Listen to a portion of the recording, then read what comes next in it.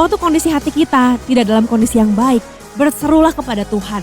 Saat itu mungkin keadaan belum berubah, tapi yang pasti hati kita berubah. Yang pasti hati kita dipulihkan karena Tuhan dekat dengan orang yang patah hati dan remuk jiwanya.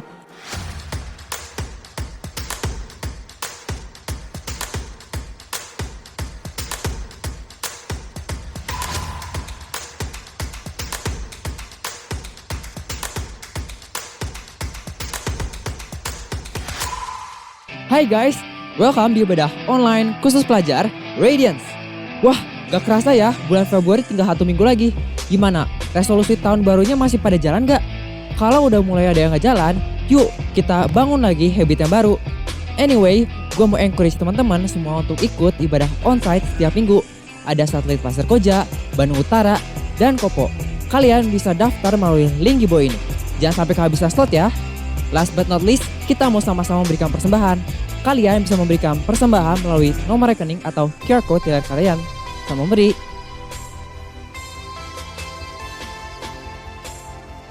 Oke, gak usah lama-lama lagi. Let's enjoy the service. Halo teman-teman semuanya. Gue percaya kita semua dalam keadaan yang baik, amin. Mari berikan pujian itu baik untuk Tuhan kita. Come on, we sing. You have brought me to the water, where my past can be swept away, in the current of your mercy, and I know I'll never be the same. There's no limit to your promise, Jesus, you have done it all for me. Jesus, you have done it all for me.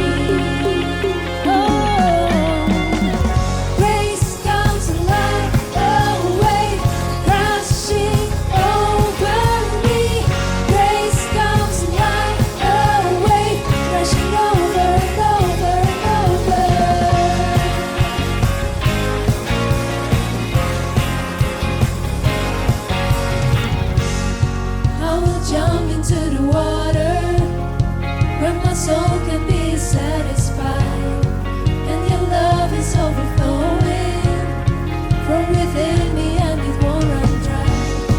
There's no limit to your promise, Jesus, you have done it all for me. Jesus, you have done it all for me.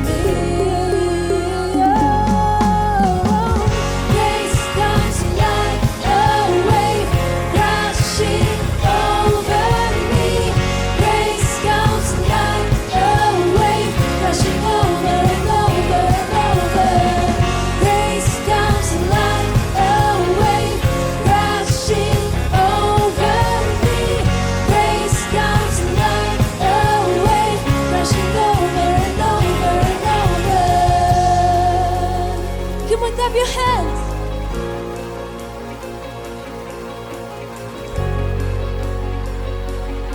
Mari sama-sama katakan dengan imannya kita. There's healing in the water, with a love that flows so deep. Wash over me, wash over me. Forgiveness in the water, with a love that flows so deep. Wash over me, wash over me. Salvation, salvation in the water, with a love that flows so deep. Wash over me, wash over me. Everybody sing it out. Grace comes like a wave, crashing over me. Grace comes like a wave, crashing over and over and over. Grace comes like a wave, crashing over me. Grace comes like a wave, crashing over and over and over.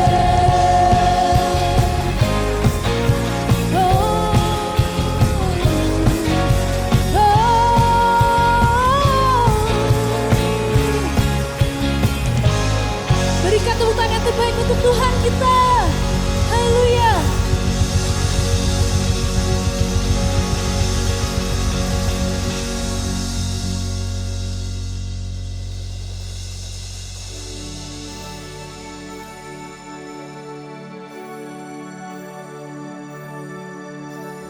bersyukur untuk cinta-Mu, untuk kasih-Mu yang gak pernah berkesudahan di dalam hidup kami Bapa. Terima kasih untuk cinta-Mu yang gak pernah menyerah di dalam hidup kami Tuhan. Ini nyanyian hati kami, dan ini ucapan syukur kami hanya untuk Engkau Tuhan. When my hands stretch out towards the sky, You never let me run dry. When I dive into the depths of You, my heart is made anew. Jesus, in You. When my hands stretch out towards the sky, You never let me run dry. When I dive into the depths of You, my heart is made anew. Jesus, in You. We sing, Your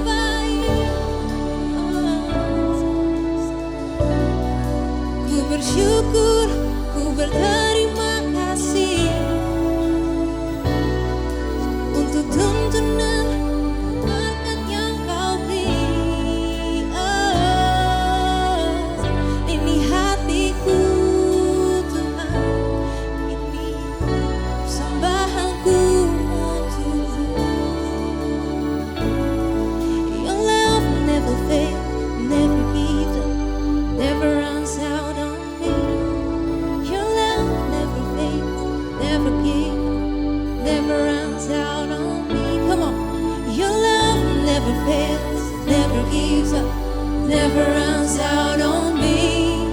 Your love never fails, never gives up, never runs out on me.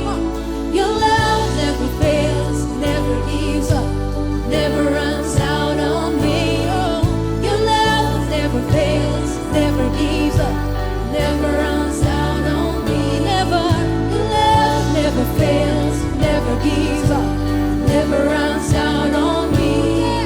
Your love never fails, never gives up, never runs out on me. Your love never fails, never gives up, never runs out on me. Your love never fails, never gives up, never runs out on me.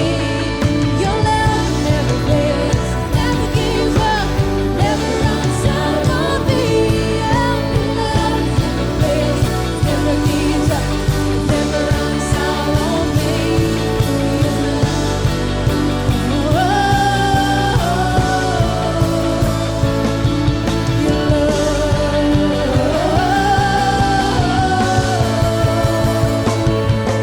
Your love is blood, and I'm caught in the garden of your living waters. It's your love, it's your love. Your presence is blood, and I'm caught in the wonder. You have taken me over, you have won my heart. Your love is blood, and I'm caught in the garden of your living waters. It's your love, it's your love. Your presence is mine, all in the wonder. You have taken me over, you have won my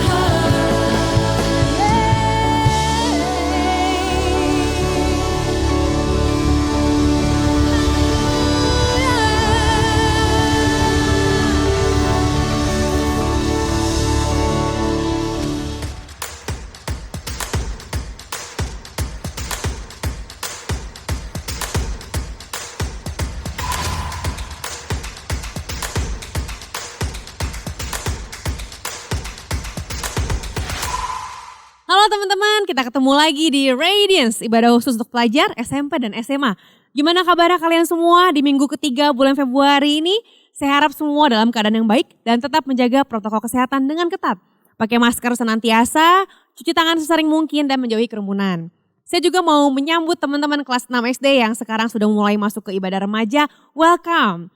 Dan teman-teman yang sedang melayani dan baru join dalam pelayanan, selamat datang juga. Sebelum kita masuk dalam firman Tuhan, saya mengajak kalian semua berdoa dan mengucap syukur pada Tuhan. Kami bersyukur Tuhan untuk kebaikan-Mu dalam kehidupan kami. Kalau hari ini kami boleh beribadah lagi, kami tahu itu semua karena anugerah Tuhan. You are good all the time and all the time you are good. Kami naikkan pujian kami Tuhan, kami siap dengar firman Tuhan. Bicaralah dalam hati kami dan ubahkan kehidupan kami. Dalam nama Tuhan Yesus kami berdoa. Amin. Teman-teman, melanjutkan seri yang 2 minggu kemarin kita bahas, ada With You and With Love. Hari ini kita mau ngobrol gimana sih, apa sih yang bisa kita lakukan ketika teman-teman kita sedang dalam keadaan yang broken. Gimana waktu keadaan keluarga kita atau keadaan kita sendiri sedang dalam kondisi yang gak baik. Nah teman-teman, pasti teman-teman tahu dong gambar-gambar ini. Coba saya mau tes ya. Kalau ada gambar-gambar ini, buat kalian ini artinya mereka sedang mengalami apa ya teman-teman? Yang ini bagi kalian ini gambar orang sedang ngalamin apa. Oke, yang berikutnya lagi. Ya, yang berikutnya lagi. Oke, yang ini apa nih teman-teman kira-kira? Nah, yang terakhir, yang ini. Nah, teman-teman, dari gambar-gambar yang tadi ada berbagai macam emosi. Saya hanya tunjukkan 5 aja teman-teman, gak banyak. Teman-teman, setiap kita punya berbagai macam jenis emosi. Dan waktu kita mengalami senang, sedih, bukan cuma senang sedih ya, ada rasa gelisah, ada rasa takut, ada rasa tertekan, berbagai macam jenis perasaan yang kita alamin, itu adalah hal yang wajar sebagai manusia. Sama-sama bilang ke diri sendiri, wajar kalau saya merasakan emosi. Jadi jangan ngerasa, wah kenapa saya ngerasa gini, ngerasa gitu, that's okay. Itu sangat normal. Dan ada yang namanya emotional intelligence yang artinya kita bisa memahami, mengerti akan emosi orang lain. Jadi kita nggak cuma ngelihat ke dalam diri kita sendiri, tapi kita mengerti, belajar memahami keadaan orang lain juga. Ternyata teman-teman, berdasarkan penelitian dari University of California di Berkeley, ada 27 jenis emosi manusia. Penelitian ini diambil tahun 2017, ternyata ada 27. Wow, banyak banget ya teman-teman. Nah, di firman Tuhan ada seorang hamba Tuhan nih yang ngalamin emosi yang naik turun banget. Siapa di sini yang pernah emosinya naik turun nih? Kadang nanti senang, tahu-tahu nggak lama sedih. Ada aja hal-hal yang membuat kita merasakan hal yang berbeda-beda dalam waktu yang berdekatan. Nah, namanya adalah Ayub atau Job di bahasa Inggrisnya ya. Pasti pernah dengar ya teman-teman. Kalau belum pernah dengar, ini ceritanya. Ayub ini adalah seorang hamba Tuhan yang kondisinya sangat berkecukupan. Dia punya 10 anak, dia punya seorang istri, dia punya tons of animals, banyak banget hewan-hewan ternaknya. Dan zaman itu kalau punya banyak hewan ternak artinya dia very rich, kaya raya. Dan dia punya tanah yang sangat-sangat luas teman-teman, luas banget. Dia sangat happy, bahagia, udah gitu kaya, sehat. Dan yang paling kerennya dia dan sekeluarga mengasihi Tuhan. Mereka menyembah Tuhan. Kurang apa ya teman-teman? Tapi seperti yang kita tahu kalau kalian baca juga di kitab Ayub, Ayub mengalami kondisi yang malang, yang broken, yang hancur secara tiba-tiba. Waktu itu tiba-tiba Ayub mengalami kehilangan hewan ternaknya. Hewan ternaknya ada yang dicuri, ada yang terbunuh. Tiba-tiba hewan ternaknya habis, tak bersisa. Dan gak lama juga anak-anaknya terbunuh teman-teman. Terbunuh dan karena ada kecelakaan, ada bencana alam, semua 10 anaknya meninggal dunia. Setelah itu belum cukup kehilangan ternak, kehilangan anak, dia juga sakit. Dan sakitnya parah banget. Sampai dia bilang dia merasakan badannya sangat gatal, sampai dia mengerik lukanya, mengerik kulitnya dengan pecahan beling. Seluruh tubuhnya merasa sangat-sangat gak nyaman dan sangat gatal. Parah banget, bayangin kalau sampai ngegaruk pakai beling ya teman-teman. Setelah itu yang tersisa tuh hanya satu, yaitu istrinya. Istrinya malah bilang gini sama dia, lihat kamu udah mengalami bencana alam, kemalangan, anak kita semuanya mati. Tuhan kamu itu, wah udah gak bener deh, kutukilah Tuhan, kata istrinya gitu. Istrinya malah bilang, curse God and die, kutukilah Tuhan dan lalu mati. Saat itu Ayub dalam kondisi titik yang terendah. Nah, apa yang dilakukan oleh teman-temannya? Tahu-tahu teman-temannya mendengar berita itu dan teman-temannya datang. Zaman dulu gak ada mobil, gak ada ojol, gak ada taksi online. Jadi mereka pasti harus menempuh perjalanan lewat jalan kaki. And it's kind of far, jauh ya teman-teman dan cukup melelahkan. Teman-temannya muncul di Ayub 2 ayat 11-13 dikatakan begini. Ketika ketiga sahabat Ayub mendengar kabar tentang segala malapetaka yang menimpa dia, maka datanglah mereka dari tempatnya masing-masing. Berarti mereka berada di tempat berbeda-beda ya. Yakni ada Elifas orang Teman dan Bildad orang Suah serta Zofar orang Naama. Mereka bersepakat untuk mengucapkan bela sungkawa kepadanya dan menghibur dia. Ketika mereka memandang dari jauh, mereka tidak mengenalnya lagi. Lalu menangislah mereka dengan suara nyaring. Mereka mengoyak jubahnya dan menaburkan debu di kepala terhadap langit. Lalu mereka duduk bersama-sama dia di tanah selama 7 hari 7 malam. Seorang pun tidak mengucapkan sepatah kata kepadanya karena mereka melihat bahwa sangat berat penderitaannya. Nah, apa yang dilakukan oleh teman-teman Ayub ketika mereka mendengar tentang kabar malapetaka, bencana yang dialami oleh teman mereka, Ayub? Yang pertama, mereka work together, mereka janjian, mereka bareng-bareng janjian. Hey, yuk ketemuan yuk, ajak si ini. Mereka beberapa orang ya, ada Elifas, ada Bildad, ada Zofar. Mereka bertiga ini genggongnya nih langsung ayo kita ngobrol yuk, kita temenin si Ayub. Mereka bareng-bareng bikin rencana untuk memberikan penghiburan bagi teman mereka. Mereka kenal sama Ayub dan karena mereka udah deket, mungkin udah lama ya kenalnya dari masih muda mungkin ya. Dan mereka tahu bahwa kita jangan membiarkan Ayub sendirian dalam keadaan yang susah ini. Yang kedua, mereka muncul di depan Ayub. Mereka muncul, entah mereka kalau zaman sekarang mungkin telepon, video call, ngechat, kalau nggak boleh datang dan nggak bisa ketemu face to face. Mereka cared, mereka peduli sama Ayub dan mereka bahkan di sini mereka dikatakan datang dari tempat mereka berada, mereka membuat perjalanan yang jauh untuk bertemu dengan Ayub. Yang berikutnya adalah mereka bersimpati dan empati. Apa bedanya? Kalau simpati, mereka merasa kasihan. Aduh kasihan ya, itu simpati. Waktu kita lihat orang di jalan, mungkin ada orang yang mungkin lagi mengemis atau kayaknya mereka kasihan banget, kita merasa aduh kasihan. Simpati itu levelnya baru merasa kasihan aja. Yang berikutnya adalah mereka bukan cuma kasihan, mereka empati. Empati terhadap Ayub. Elifaz, Bildad, dan Zofar, mereka nggak cuma sekedar merasa simpati, aduh kasihannya kamu puk-puk, bukan. Tapi mereka muncul, mereka bahkan di situ mengambil perjalanan yang jauh, mereka duduk 7 hari 7 malam, nemenin si Ayub, ikutan nangis, bahkan dikatakan di sini bahwa waktu dari jauh, mereka menangis dengan suara nyaring, mengoyak jubahnya, dan menaburkan debu di kepala terhadap langit. Lalu mereka duduk bersama-sama Ayub di tanah selama 7 hari 7 malam gak ada yang ngomong. Saking mereka ikutan merasakan kepedihannya Ayub. Jadi empati itu bukan cuma sekedar oh I feel bad for you atau oh kasihan banget gue ikutan sedih. Tapi benar-benar merasakan perasaan si Ayub dan merasakannya bersama-sama dengan orang yang sedang merasa sedih itu. Nah berikutnya teman-teman, berikutnya di sini teman-temannya Ayub itu mencoba merasakan apa yang sedang Ayub rasakan. Mereka ada dan duduk di situ tapi gak ngomong apa-apa karena mereka tahu waktu seseorang lagi dalam keadaan yang broken, waktu seseorang sedang dalam keadaan yang titik terendah, gak bisa diomongin dan kita gak boleh ngomong sabar ya, nanti juga pasti situasi akan lebih baik. Iya kita tahu situasi akan lebih baik tapi masalahnya adalah hari itu mereka sedang dalam keadaan yang gak baik. So it gonna be better, akan lebih baik kalau seandainya kita melakukan hal-hal yang dibutuhkan oleh orang yang sedang dalam keadaan sedih tersebut. Nah kita lihat apa kata Tuhan tentang keadaan yang broken, tentang keadaan yang gak baik tersebut ya. Di Mazmur 34 ayat 18 sampai 19 dikatakan begini. Apabila orang-orang benar itu berseru-seru, maka Tuhan mendengar dan melepaskan mereka dari segala kesesakannya. Tuhan itu dekat kepada orang-orang yang patah hati dan ia menyelamatkan orang-orang yang remuk jiwanya.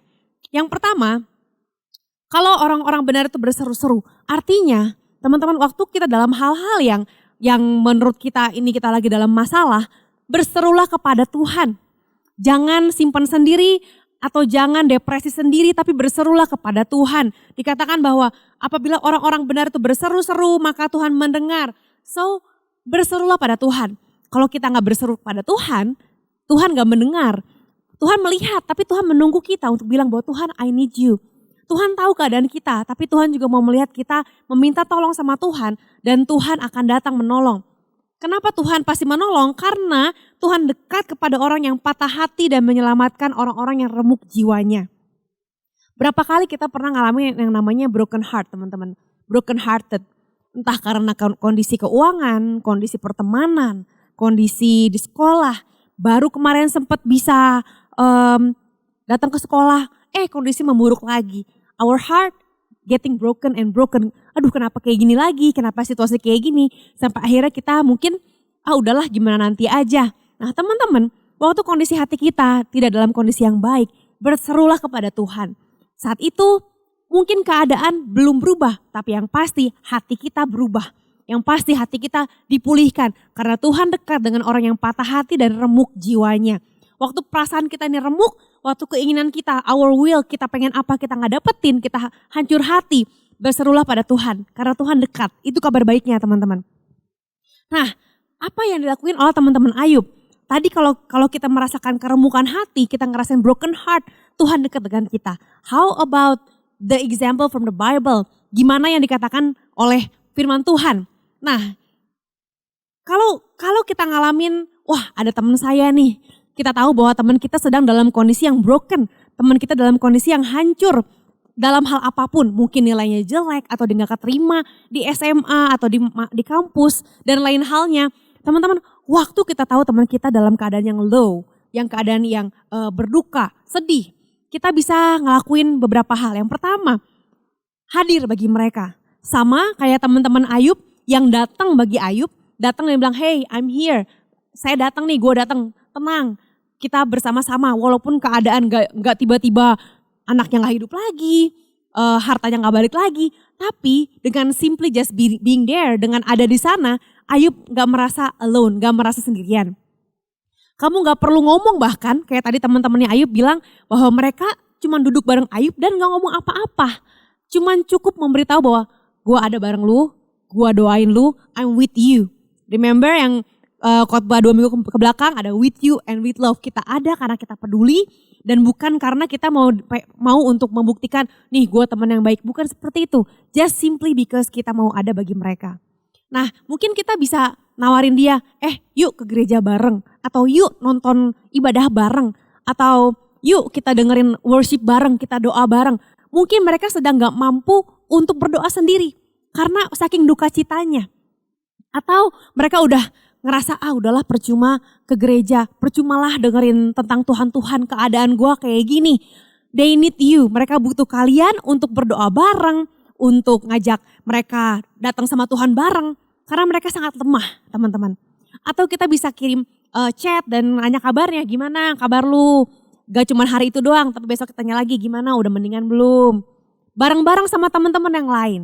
Gak cuman kamu sendiri, tapi sama seperti teman-teman Ayub, mereka bertiga kompakan nemenin si teman yang sedang sedih ini.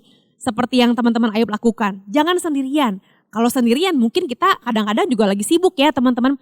Atau kita juga lagi ada banyak hal yang kita alamin. Kalau kita banyakan bertiga, berdua, at least waktu kita lagi gak bisa chat, ada teman kita yang lain bisa nemenin dia chat. Jadi kita bisa bikin grup chat dan ngobrol sehingga teman kita itu sedikitnya merasa tidak kesepian. Tadi yang pertama. Yang kedua, dengar dan sabar. Listen and be patient. Dengar dan sabar. Kadang-kadang mungkin teman kita yang lagi dalam keadaan gak baik, mereka responnya gak oke. Sama seperti minggu lalu kita lihat ada Ruth dan Naomi. Kadang-kadang responnya Ruth tuh gak bagus atau responnya Naomi tuh gak bagus. Tapi waktu kita mengalami teman-teman kita lagi dalam keadaan yang buruk, sabarlah dan dengarkan. Gak usah terlalu dianggap baper. Wah kok dia gak bales chat gue. Mungkin dia lagi benar-benar kecapean, udah lagi nangis, lagi mungkin dia juga telat makan dan lain sebagainya. Sabar, tanya lagi gimana kabarnya, tanya lagi gimana kondisinya saat ini, gimana keadaan di rumahnya. Dan waktu kita belajar dengerin, kita akan memahami kondisi mereka. Kita belajar untuk berjalan di posisi mereka, walk on their shoes. Nah, berikutnya lagi teman-teman, bukan cuman hadir bagi mereka, bukan cuma dengerin mereka. Ingat, kamu juga harus menjaga kondisi kamu sendiri. Take care of yourself. Kalau firman Tuhan mengatakan bahwa kasihilah sesamamu manusia seperti dirimu sendiri, artinya siapa duluan yang harus dikasihi? Kasihilah sesamamu manusia seperti dirimu sendiri. Artinya kamu harus mengasihi dirimu sendiri terlebih dahulu. Jangan sampai karena nolongin temen kamunya malah kurang makan, kurang tidur. Itu artinya kalau kamu gak mengasihi dirimu, kamu gak bisa menolong orang lain. Waktu teman-teman kita sedang dalam keadaan yang drop, dalam keadaan yang broken, mereka membutuhkan pertolongan. Artinya kamu harus kuat, kamu harus strong. Kuat secara emosi, kuat secara roh, jaga kehidupan doa kamu. Jangan sampai kita nolongin orang, kitanya sendiri jadi lupa berdoa. Kitanya jadi lupa untuk connect sama Tuhan. Lupa akan keintiman dengan Tuhan. Remember, jaga kondisi kita, karena waktu kita jaga kondisi kita bisa menjaga kondisi orang lain. Kalau kita gak bisa jaga kondisi kita, gimana kita bisa menjaga orang lain juga teman-teman. Dan waktu kita connect sama Tuhan, waktu kita datang sama Tuhan dan mendengarkan suara Tuhan, lama-kelamaan itu pun akan menjadi bekal bagi kita untuk bisa memberkati orang lain.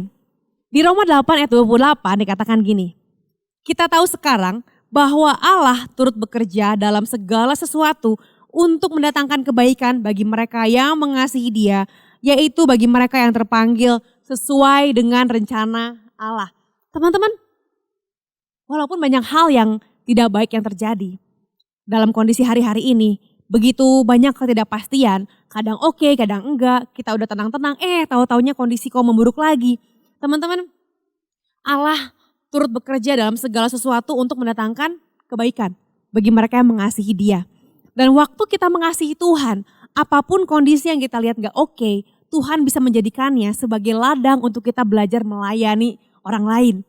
Waktu kita melayani orang lain, sebenarnya kita sedang mengizinkan Tuhan melayani diri kita sendiri.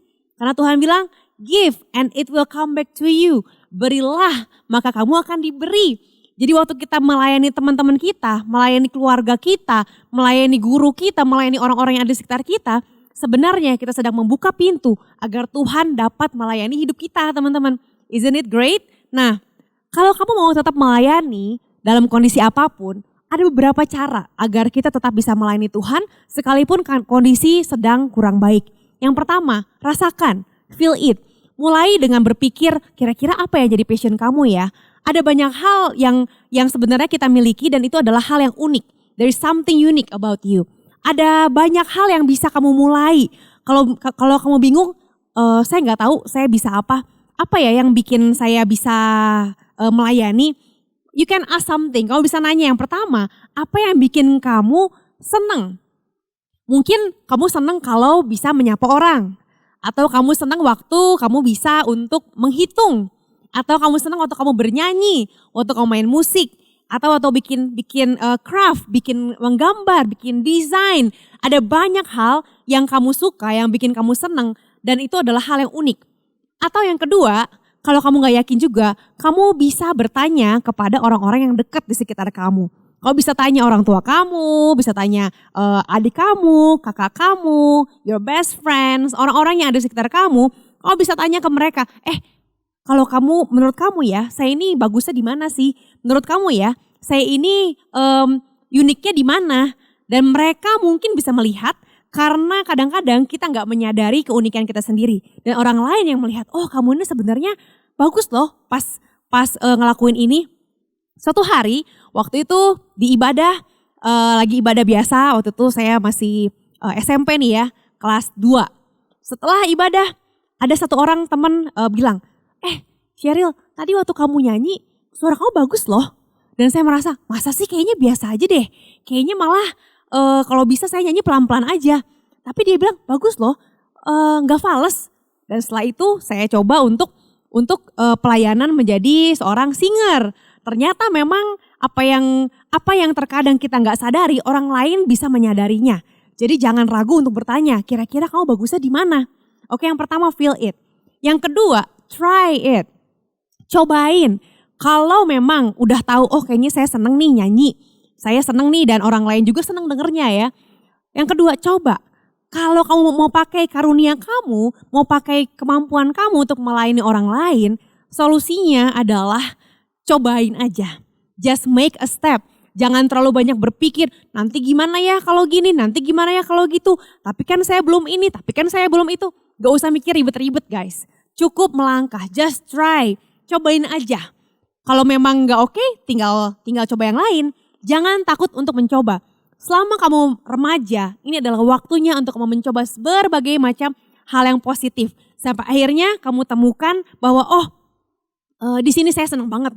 Di sini saya mau kembangkan. Semakin banyak kamu coba berbagai macam hal, semakin dekat kamu kepada visi kamu, semakin dekat kamu kepada kemampuan kamu yang spesial yang dari Tuhan. Jadi hanya satu hal yang bisa membuat kamu tahu passion kamu. Cobain, just try. Kita nggak bisa cuman membayangkan kira-kira gimana ya, gimana ya nanti kalau saya udah umur 18, mungkin udah umur 25, kelamaan teman-teman. Hari ini coba apa yang kira-kira bisa kamu coba. Just try. Kalau nggak nyoba, nggak tahu kan gimana rasanya jadi usher, gimana rasanya menjadi pelayan worship team, gimana caranya kamu jadi seorang desainer. Seperti ibadah hari ini, ada teman-teman para remaja yang juga involve, yang juga ikut melayani. So mereka mencoba dari awalnya mungkin masih dari basic, lama-lama mereka menjadi semakin hari semakin keren, menjadi semakin mahir, semakin profesional ya teman-teman. So, kau bisa sign up, kau bisa daftar ke pelayanan apapun, mungkin pelayanan di online church seperti di Radiance atau pelayanan di ibadah masing-masing, di satelit masing-masing. Just try. Setelah kamu mencoba, kamu sadar, wah ini cocok nih, oke lah lanjutkan. Atau wah ini gak cocok nih sama saya, it's okay, cobain hal yang lain. Dan waktu kita mencoba, gak masalah waktu kita merasa gagal. Karena waktu kita gagal artinya kita tahu bahwa ini bukan buat saya. Dan mana yang memang buat saya, no problem, cobain lagi yang baru. Dan akhirnya kalau kamu lihat bahwa oh saya ternyata mampu di sini, saya ternyata mampunya di sana, kamu bisa kembangkan sampai akhirnya kamu semakin hari semakin spesifik, spesial dalam bidang tertentu. Yang berikutnya teman-teman, setelah kamu mencoba, yang ketiga adalah improve, kembangkan. Jangan cuman sekedar oh ya bisa. Bukan cuma sekedar bisa, tapi improve. Terus kembangkan teman-teman. Waktu kamu menemukan bahwa ini kayaknya saya bisa nih. Walaupun susah, tapi kamu suka. Dan walaupun susah, tapi kamu bisa. Terkadang hal yang menjadi passion kita bukanlah hal yang paling gampang.